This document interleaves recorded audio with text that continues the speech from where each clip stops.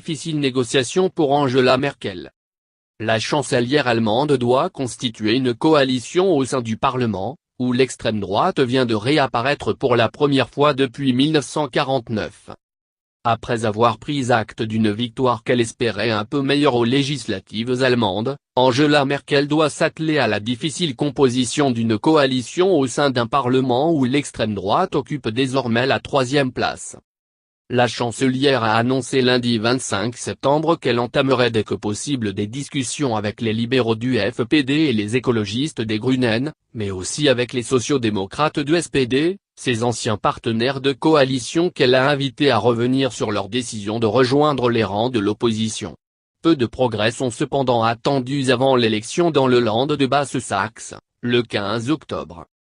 Sanctionnés pour leur politique d'accueil des réfugiés, les chrétiens démocrates, RDU, d'Angela Merkel et les chrétiens sociaux, CSU, ont remporté 33% des suffrages, score en retrait de 8,5 points par rapport aux législatives de 2013, et à leur plus faible niveau depuis la fondation de l'ARFA en 1949. La CDU reste toutefois le premier parti au Bundestag, et, comme l'a souligné Angela Merkel, aucune coalition n'est possible sans le bloc conservateur. Lors d'une conférence de presse lundi, la chancelière a affiché clairement son intention d'aller au bout de son 4e mandat consécutif de 4 ans.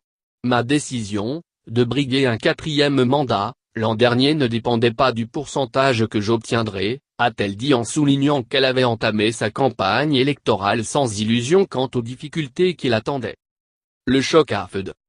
Avec ses 33%, la CDU-CSU peut compter sur 246 sièges.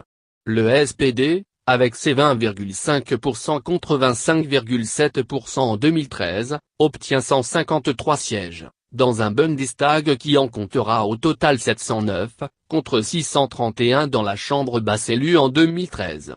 Vient en troisième position AfD avec 12,6%, ce qui lui vaudra 94 sièges. Le parti d'extrême droite est suivi par le FDP, 10,7%, qui aura 80 sièges. Le parti de gauche, Linkspartei, avec 9,2%, contrôlera 69 sièges et les Verts, qui ont rallié 8,9% des suffrages, 67 sièges. Le taux de participation a été de 76,2%. Une coalition à 3 avec FDP et Grünen pourrait se révéler instable, une incertitude susceptible d'inquiéter les investisseurs, tout comme la perspective de longues tractations à même de détourner l'attention des négociations en cours entre Londres et Bruxelles sur le Brexit. L'économiste en chef de l'Institut de recherche économique IFO, Klaus Hohlrabe, n'exclut pas la tenue d'un nouveau scrutin, si les partis politiques n'arrivent pas à s'entendre. Le premier choc du scrutin reste l'entrée au Bundestag de l'extrême droite, une première depuis la Seconde Guerre mondiale. En 2013, ce parti tout nouvellement formé avait frôlé sans l'atteindre, avec 4,8%, la barre des 5% nécessaires pour avoir des élus à la chambre basse. L'entrée de l'AfD au Bundestag est nuisible à notre pays, a jugé le chef de la Confédération des associations patronales allemandes BDA, Ingo Kramer. Les autres partis ont désormais la tâche d'acculer l'AfD dans les débats parlementaires directs. FPD et Verts prêts pour une coalition jamaïque. Martin Schulz a redit lundi que son parti rejoignait l'opposition et ne ferait plus partie de la coalition de gouvernement après le verdict cuisant des urnes, pire score jamais enregistré à des législatives par les sociaux-démocrates depuis 1933. J'ai entendu les propos du SPD, a déclaré Angela Merkel. Je pense cependant que nous devrions rester en contact. Je pense que tous les partis ont la responsabilité d'assurer que nous aurons un gouvernement stable.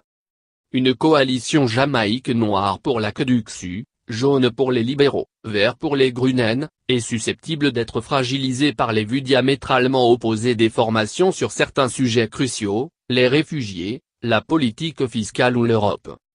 Si les écologistes ont affirmé dès dimanche soir qu'ils étaient toujours favorables à une Europe plus forte, en revanche l'FDP refuse toute nouvelle mesure en faveur de l'intégration européenne de l'Allemagne, et pourrait donc compromettre le projet de relance du moteur franco-allemand d'Emmanuel Macron. Le chef de file des libéraux, Christian Lindner, Haredi quant à lui il indique qu'il était prêt à des négociations avec les conservateurs en vue de former une coalition, mais cela sous certaines conditions. Pas de ligne rouge sur l'Europe. Christian Lindner s'est montré hostile pendant la campagne à certains projets de réforme de la zone euro du président français Emmanuel Macron, évoquant des lignes rouges que constitue pour lui un budget de la zone euro ou une union bancaire. Interrogée lors de sa conférence de presse sur ses intentions concernant l'Europe, Angela Merkel a répondu « Je ne vais rien exclure ni tracer des lignes rouges ». Les questions européennes joueront un rôle dans les négociations sur la formation de la nouvelle coalition gouvernementale, qui pourrait durer plusieurs mois, mais on ne peut pas dire aujourd'hui, ceci marche et pas cela. Nous allons devoir parler avec le FDP, a ajouté la chancelière.